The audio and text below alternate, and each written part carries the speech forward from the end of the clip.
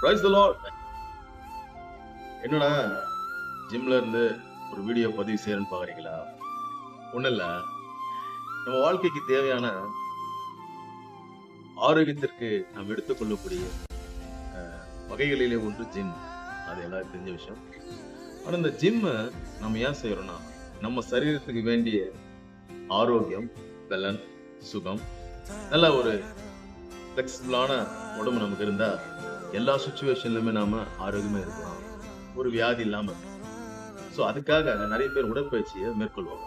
உடற்பயிற்சி செய்யறது நல்லதுதான். ஆனா அந்த உடற்பயிற்சியோடு கூட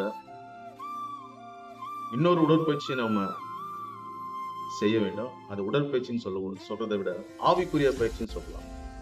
ஆவிக்குரிய பயிற்சியில நாம் செய்யக்கூடிய ஒரே விஷயம் என்னன்னா, டெய்லியும் எழுந்து ஜிம்முக்கு போறோம், நம்முடைய தேவைகள் எல்லாம் சந்திக்கிறோம்.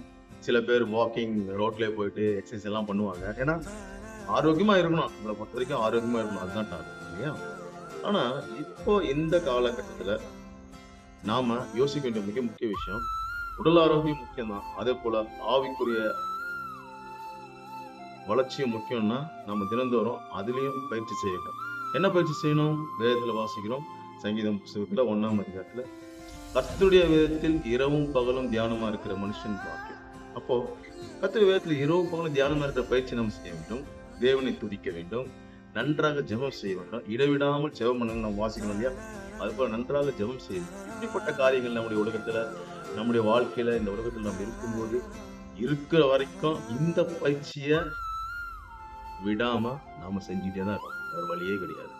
பாத்துக்குங்க, இது கூட ஒரு ஸ்டேஜுக்கு மேல நம்ம ஸ்டாப் பண்ணிடும். ஏன்னா ஒரு வயசுக்கு வரைக்கும் தான் இங்கேயும் வர முடியும், ரோட்லயும் ஓட முடியும்.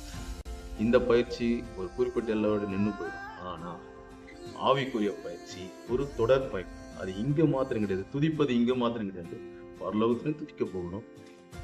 இதனுடைய வார்த்தை இங்க மட்டும் தியானிக்க போறதில்ல, பரலோகத்திலையும் தியானிக்க போகிறோம்.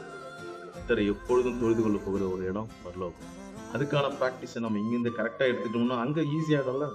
அதனால தேவ பிள்ளைகளை நாம கர்த்தருடைய வார்த்தைக்கு கீழ்ப்படிந்து அவருடைய வசனங்களை ஏற்றுக்கொள்ள இருக்கும்போது கர்த்தர் நம்மை ஆசீர்வதிக்க வர வேண்டும். அதனால தயவு கூர்ந்து இந்த பிராக்டிஸ் மட்டும் இல்ல, ஆவிக்குரிய பயிற்சியும் தினந்தோறும் செய்வோம். ஆசீர்வாதம். தேங்க்யூ.